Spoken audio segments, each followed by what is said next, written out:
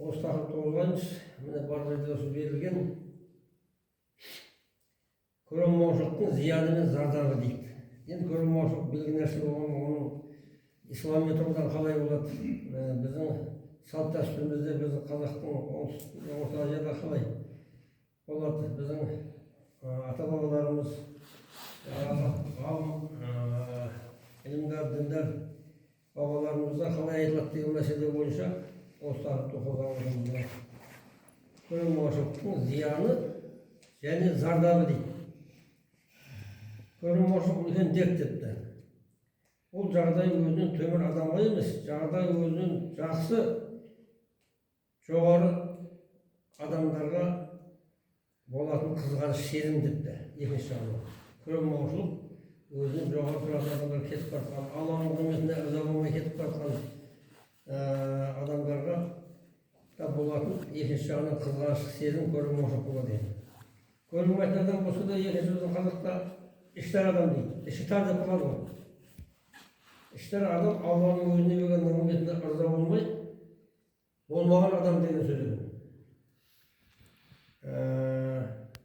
Ал енді Алла берген құрметке қанағат тұтпай, өзгенің қолындағысына көз тігу, Алла разы болмайтын іс.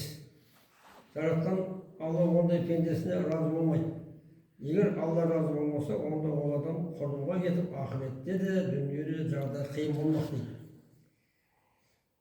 Міне осы тұрған Хазіреті Омар ибн Хаттаб, Алланың оған разылығы болсын, былай депті.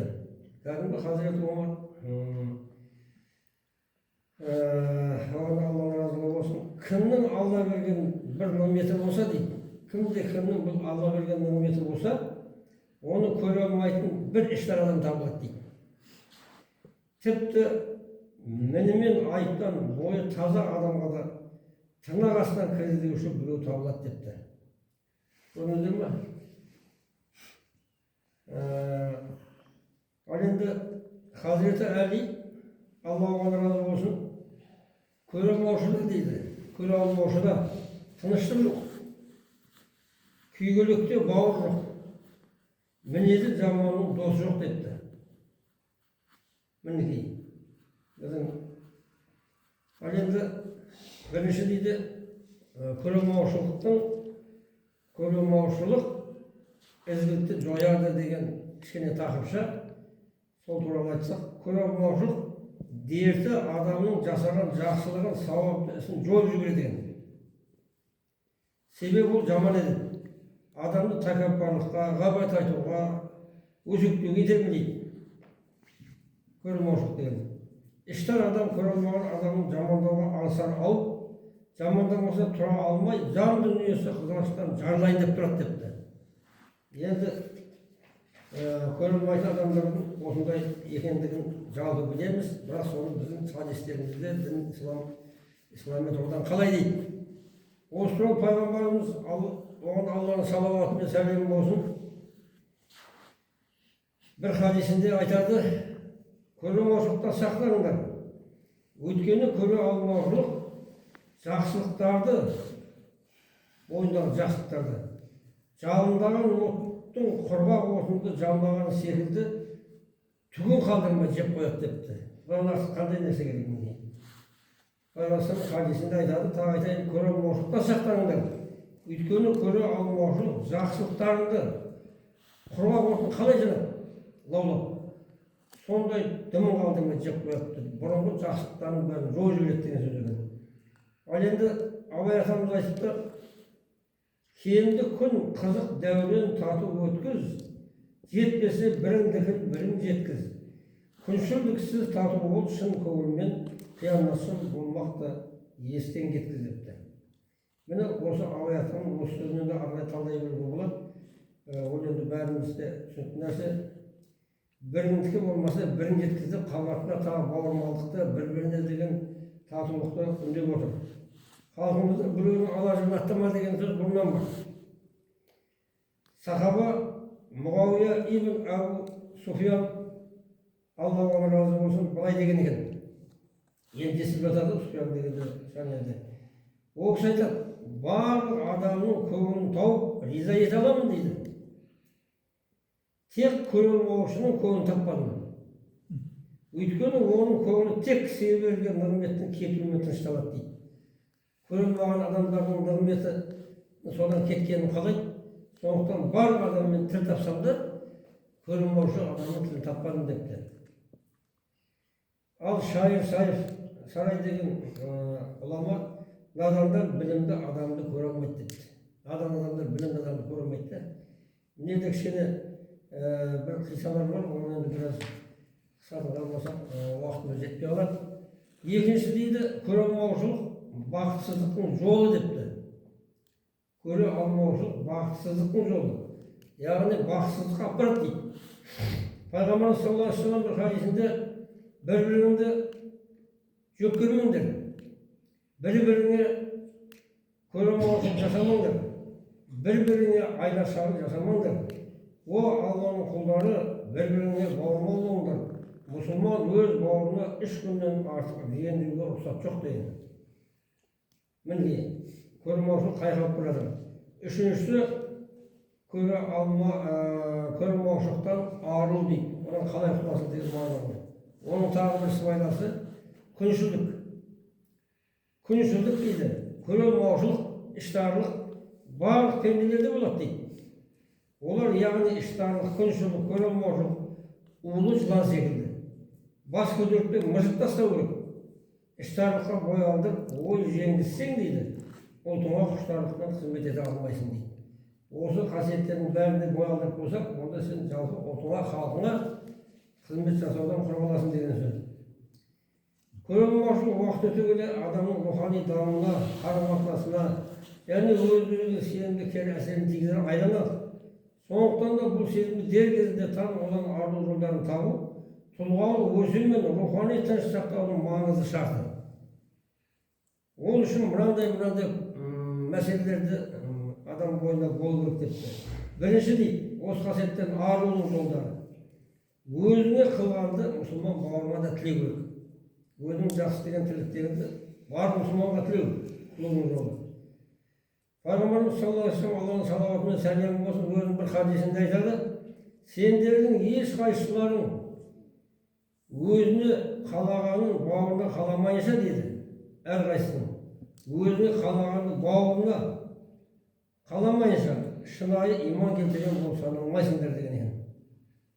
Өзіңе не қылайсың, соны бауыр туысқанын қаламайынша сен де иманның есебіне кірмейсің дейді. Екінші, Алладан кешірім тілеу, істіғфарды көбейту керек дейді. Міне бұл енді бұрыннан айтып келе жатырмыз.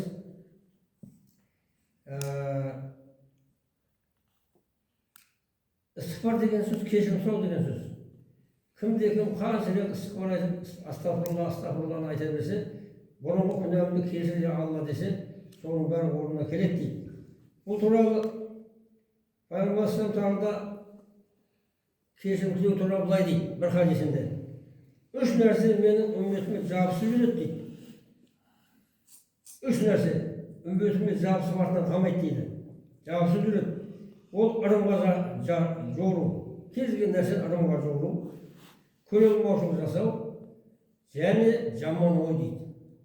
Осы 3 нәрсе мен үмметімнің қасынан ілесіп жүреді, қалмайды. Сонда бір кісі, о Алланың елшісі, ол жамандықтардан қалай құтылуға болады деп сұрапты. Қалай құтыламыз 3 нәрседен деп. Сонда Пайғамбарымыз саллаллаху алейхи ва саллям, Алланың салауаты мен сәлемі болсын, егер көре алмаушылық жасасаң, Алладан кешірім сұра. Жаман ойға келсе, оны қазбалама. Ырымдасаң, көңіліңе алмай өткізіп жібер деп жауап берді. Көрдіңіздер ме?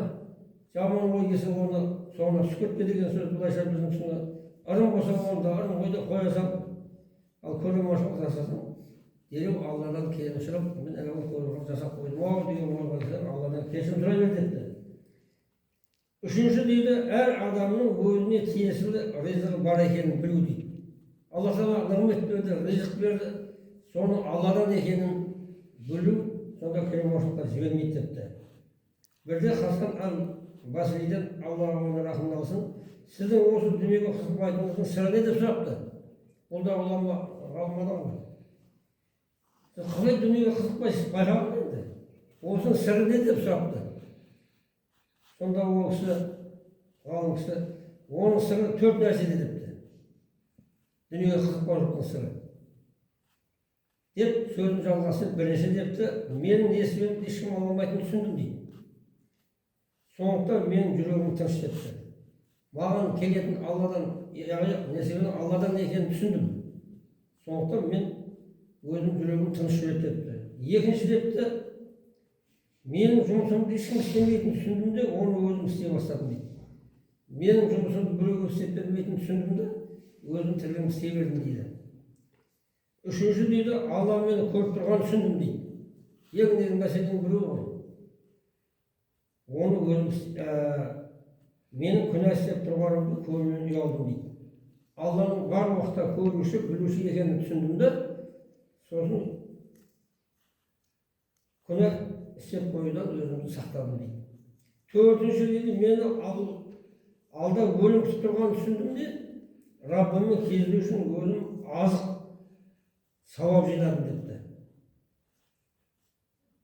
Алда өлім бар екенін толық мойындадым, түсіндім, сөйттім де, жаңағы Алламмен кездесу қай кездесеміз біз? Намаз үстінде Аллаға кездескенде дәреже тұру керек деп осы 4 жолды айтқан екен. Мінекей, демек ешкімді қызғанудың керегі жоқ. Сен Алла әрбір ризық пен дәулетті Алланың өзі біледі, және бұйырған басқа ешкім ештеңеге қол жете алмайды дейді.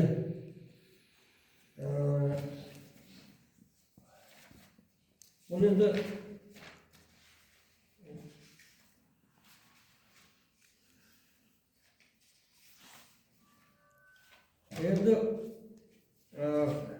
құрметті жамағат, мынау енді өзгенің жетістігіне қуанып, Алланың берген нығметіне шүкір ету нағыз адамгершілік пенен имандылықтың көрінісі. Біз бір-бірімізге мейірімді болып, қолдау көрсетіп, жүрегімізді кірбіңнен тазаласақ, қоғамға татулық пен береке келеді. Әрбір жанның жүрегінде ізгілік пен шынайы қуаныш болғанда өлім-ошылыққа орын қалмайды екен. Және өміріміз мәнді рухани бай болады дейді. Сондықтан көңілімізді таза ұстап, бір-біріміздің қуанышымызға ортақтасып, өмірде кең пейілдік таныту болып өткізгеніміз жөн. Алла Тағала қасиетті Құранда дейді, Муъмин сүресінің 97 аятында, о Раббым, шайтандардың уәсуасы мен алдыруынан сақтай көр деп бір өзіңнен пана тілеймін.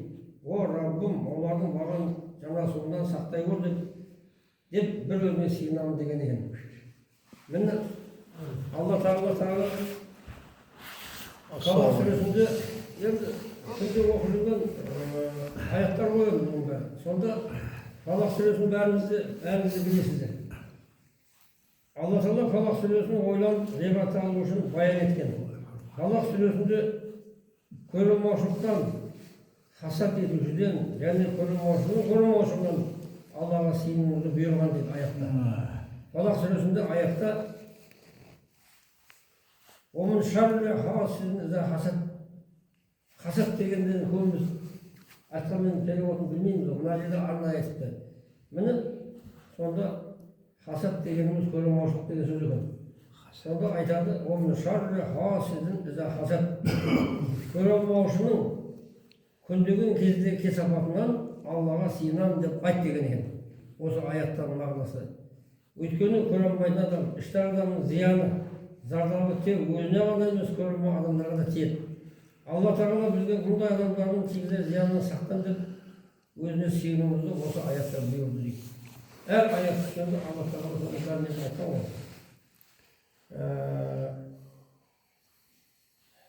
Қорыта айтқанда, қазір айтқан көрілмаушылық деген жалпы үлкен дерттердің бірі екен. Пендеге берілетін нығмет, рызық несі ол Алланың қазынасы, оны қалған пендесіне өзі береді.